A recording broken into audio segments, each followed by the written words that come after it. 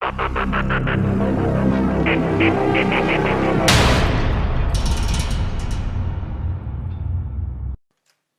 Everyone, welcome to developers life. I am Sena. இன்றைக்கி நம்ம என்ன பார்க்க போகிறோம்னா capital small finance bank limited IPO பற்றி பார்க்கலாம்.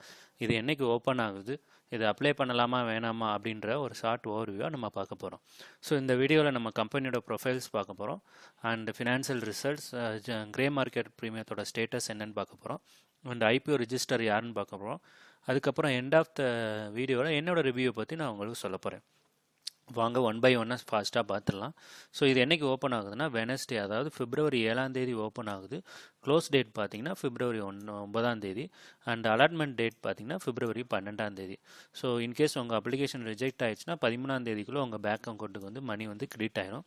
லிஸ்டிங் டேட் என்றைக்கு பார்த்தீங்கன்னா பிப்ரவரி 14. 7 ஓப்பன் ஆகுது, 9 க்ளோஸ் ஆகுது. லிஸ்டிங் பார்த்தீங்கன்னா 14 லிஸ்டிங் ஆகுது. இதோட ப்ரைஸ் பேண்ட் பாருங்கள், 445 ரூபாயிலேருந்து 468 ரூபா பெர் ஷேர் கொடுத்துருக்காங்க. நீங்கள் ஒரு லாட் வாங்கணும். ஒரு லாட்டுக்கு வந்து எவ்வளோ வரும்னு பார்த்தீங்கன்னா 32 ஷேர் வரும். கிட்டத்தட்ட 14,976 ரூபா நீங்கள் பே பண்ணுற மாதிரி வரும். ஓகேங்களா. இதோட இஷ்யூ சைஸ் பாருங்கள், கிட்டத்தட்ட 523 கோடிக்கு மேலே ஃபண்ட் ரைஸ் பண்ணுறாங்க. நீங்கள் அப்ளை பண்ணாலும் இது நான் கிடைக்கிறதுக்கான சான்சஸ் ஒன்லி 50% தான் நான் சொல்லுவேன். ஓகேங்களா. அண்ட் இது பிஎஸ்சி அண்ட் என்எஸ்சியில் லிஸ்டிங் ஆகுது. அவ்வளோதான் டீட்டெயில்ஸ். இது இன்றைக்கி ஓப்பன் ஆகுதுன்னு பார்த்தோம், என்றைக்கு க்ளோஸ் ஆகுதுன்னு பார்த்தாச்சு. லிஸ்டிங் டேட் 14 பார்த்தாச்சு. ப்ரைஸ் பேண்ட் பார்த்தீங்கன்னா 445 ரூபாயிலேருந்து 468 ரூபா வரையும் கொடுத்துருக்காங்க. ஓகே, இதோட ப்ரொஃபைல் பார்த்துருவோம். கம்பெனியோட ப்ரொஃபைல் இது 1999 ஓப்பன் பண்ணியிருக்காங்க. ஸோ இது இன்டெப்த்தாக பார்க்கணுன்னு தேவையில்லை, ஏன்னா இதிலே சொல்லிட்டாங்க capital small finance bank limited அப்படின்னாலே தெரிஞ்சிருச்சு உங்களுக்கு. பேங்கிங் செக்டர் கீழே இது வருது அப்படின்றது தெரிஞ்சிருச்சு. கிட்டத்தட்ட இவங்க 5 ஸ்டேட்ஸில் இருக்காங்க அண்டு 1 யூனியன் டெரிட்டரியில் இருக்காங்க. ஸோ டோட்டலி இன்னும் 172 பிரான்ச்சஸ் தான் இருக்குது உங்கள்கிட்ட. ஸோ என்ன கேட்டிங்கன்னா இது இப்போ தான் கொஞ்சம் கொஞ்சமாக வந்துக்கிட்டு இருக்காங்க. ஸோ இது வந்து இவங்களோட இது மெயின் மோட்டிவ் பார்த்திங்கன்னா ரூரல் அண்ட் அர்பன் ஏரியாஸில் தான் இவங்க வந்து அதிகமாக இருக்காங்க. ஓகேங்களா. இங்கே பாருங்கள், செமி அர்பன் அண்ட் ரூரல் ஏரியாஸ்ன்னு போட்டிருக்காங்க. ஓகேங்களா. ஃபைன். இவங்க என்னென்னா எம்எஸ்எம்இ லோன் கொடுப்பாங்க, அதுக்கடுத்து ஹவுசிங் ரிலேட்டடான லோன் கொடுப்பாங்க, எஜுகேஷன், இது மாதிரி எப்பயும் அஸ் யூஸ்வல் பேங்கிங்கில் என்னென்ன இருக்குமோ அது மாதிரி இது. ஆனால் அதில் ஸ்மாலாக தான் இருக்கும், ரொம்ப அதிக அளவு கொடுக்க மாட்டாங்க லோன். ஓகேங்களா. ஃபைன். இதோட ஃபினான்ஷியல் ரிசல்ட் பார்த்துறோம். 31 மார்ச் 2021 பார்த்தீங்கன்னா ரெவென்யூ பாருங்களேன், 557 கோடியாக இருந்தது.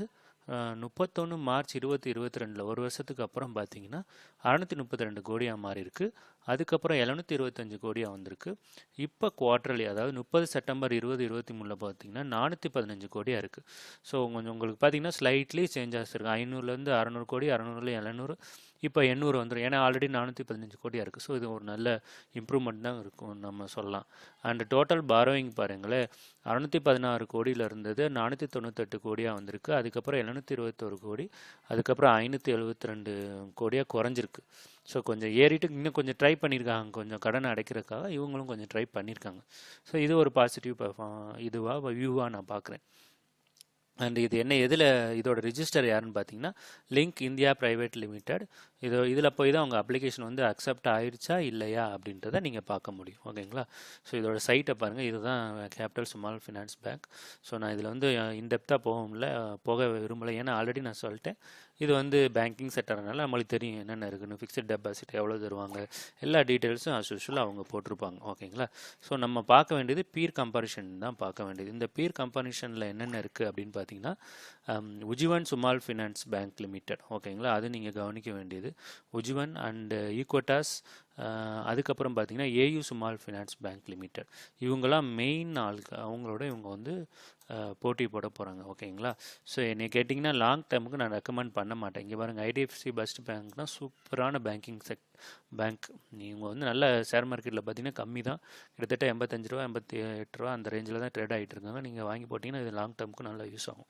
ஓகேங்களா. அப்புறம் கேபிட்டல் ஸ்மால் ஃபினான்ஸ் பேங்க், இவங்க வந்து தான் இவங்க எல்லாரோடையும் போட்டி போட்டுக்கிட்டு இருக்காங்க.